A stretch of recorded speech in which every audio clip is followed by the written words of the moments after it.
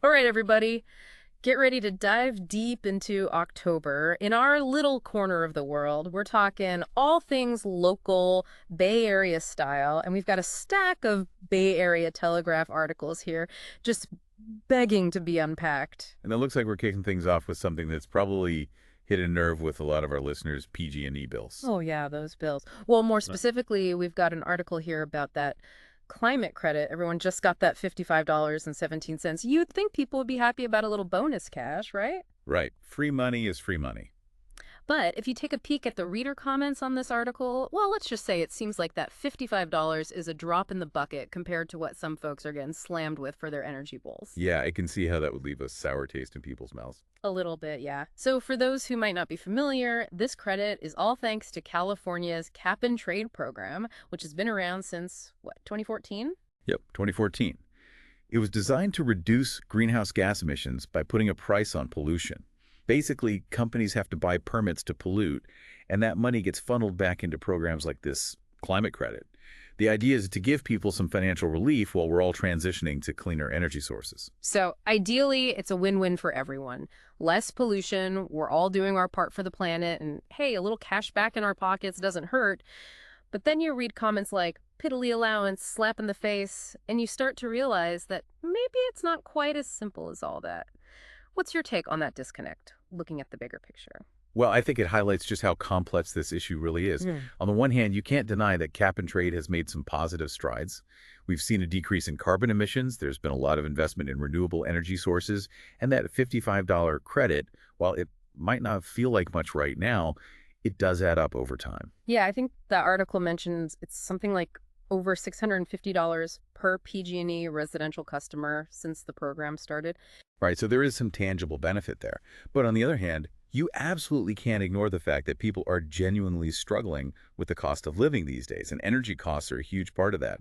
For some families, that $55 probably doesn't even cover a week's worth of electricity. It's a tough spot to be in, for sure. Yeah. You're trying to make these big, sweeping changes, moving toward cleaner energy, thinking long-term about sustainability, but you also have to address the very real and immediate needs of people who are just trying to keep the lights on. Exactly. And I think it just underscores how important it is to not only have these programs in place, but to also communicate them effectively to the public.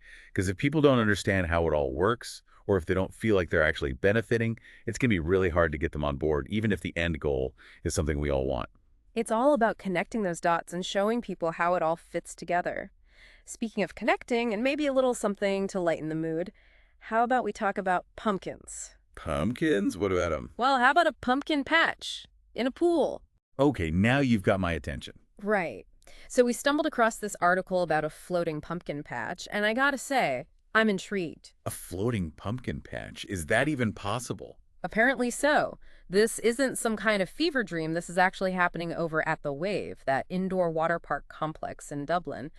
They're taking their wave pool and, well, basically turning it into a giant pumpkin patch. So you're telling me I can go for a swim and pick out a pumpkin at the same time? Sign me up. Not quite. It sounds like they've got a pretty well-organized system in place. You have to pre-register to reserve your spot, and you've got a deadline of October 22nd to make it happen. Oh, so there's a little bit of a time crunch there. Got to get on that, especially if you've got your heart set on a particular type of pumpkin. Although I'm curious, how do they even decide which pumpkins get the coveted floating status? Are we talking like special buoyancy tests for these gourds? Now, that's a question for the ages. Maybe they've got a team of pumpkin engineers on staff. I don't know. But hey, whatever they're doing, it seems to be working. I bet those registration slots fill up fast. I bet they do. It's like pumpkin patch FOMO. You don't want to be the only one showing up to the party without your very own waterlogged gourd. Exactly. And they've even thought about those of us who might be bringing along little ones who are, shall we say, prone to aquatic adventures. They'll have lifeguards on duty during both the morning and afternoon sessions. Oh, that's smart. Gives the parents a little peace of mind, you know. Hmm. They can focus on capturing those Instagram-worthy pumpkin picking moments without having to worry about their kiddos taking an unexpected dip in the pumpkin pool. Plus, if I'm reading this right, each registered pumpkin picker gets 2 free spectators.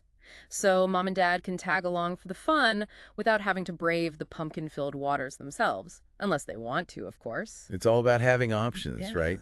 I like that they've really thought about all the details to make this a fun and memorable experience for everyone involved. It's not just about picking out a pumpkin anymore. It's about the whole experience. Totally. And speaking of experiences, let's jump back into this stack of articles. We still got a lot to cover: new businesses popping up, local races gearing up, and even some live entertainment options to put on your radar. Ready to dive back in? Uh, Let's talk fashion for a minute. Ooh, fashion, okay. Yeah, we found an article here about a brand new boutique that just opened up in Lafayette Okay. called Market, and from the sounds of it, they are bringing some serious style to town. Nice. And get this, they snagged that prime location on Mount Diablo Boulevard. Oh, okay. That spot they used to have, remember that building with the blue and white tile? Oh, yeah, yeah, I remember that. That was a good spot. They kept the tile. I love that. It's like a little nod to the history of the building. It's cool. I like when they do that. Right. Instead of just making everything like brand new and shiny. Yeah, yeah, exactly. It's good to keep some of that old. A little character. Right. Yes, exactly. Speaking of character, how about we talk about the Lafayette Reservoir Run? It's back. Oh, nice. That's always a fun one. When is it? October 20th. Okay, coming right up.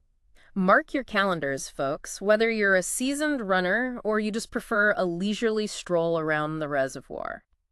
Yeah, they've got something for everybody. They really do. You can do the 5K, the 10K. Nice. There's even a 2-mile fun run. Yeah, that's a good one if you just want to, Exactly. Get a little exercise, enjoy the scenery. get some steps in. Exactly. Support a good cause, too. All the proceeds go to local schools. Oh, that's awesome. Now, for those of you who like their entertainment on a stage, Ready? we got to talk about Town Hall Theater. Okay, They've got a packed schedule this month. let's hear it. Oh, we're talking like Clarinet Fusion one night, Wow. Yeah, Eagles Tribute Band the next. nice. They even have improv classes if you're feeling brave. Oh, fun. I'd be terrified. Aren't Be those- laughing the whole time. I couldn't keep it together. You'd be the one in the audience. Oh, absolutely. making everybody laugh. Yeah. All right, last but not least, get ready to roll into some fun because Walnut Creek's Pinstripe Shop. Is finally opening. Finally. It's been a long time coming. It's been years in the making, I feel like. I know, right? They first announced it like 3 years ago. I know, I remember seeing signs for it. I'm so glad it's finally happening, though. Me too. They're going all out. Italian food, bowling lanes. They've even got private event space. Wow, so it's like you can have a whole night there. Exactly. It's like a one-stop shop for fun. I love it. You know what I really like?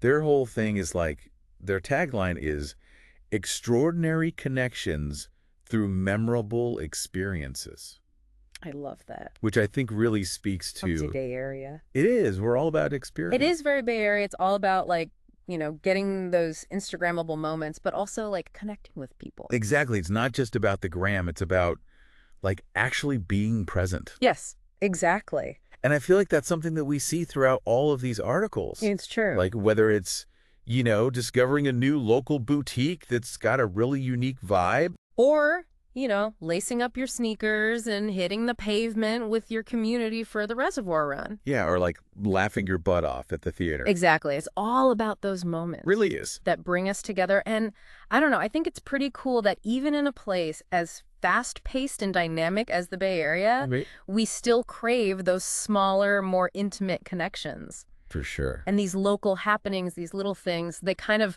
provide the perfect backdrop for those moments to happen organically. I totally agree. So there you have it, folks. Our deep dive into all things October in the Bay Area. We've got a new boutique to check out, a beloved local race to train for, some live entertainment to put on your calendar, and of course, who could forget the long-awaited arrival of Pinstripes? But hey, don't just take our word for it. Get out there and experience it all for yourselves. Yes, exactly. We want to hear from you. What local event are you most excited about? Did we miss anything? Head over to our social media pages and let us know. And hey, if you see us out there exploring, don't be afraid to say hi. Until next time, happy exploring.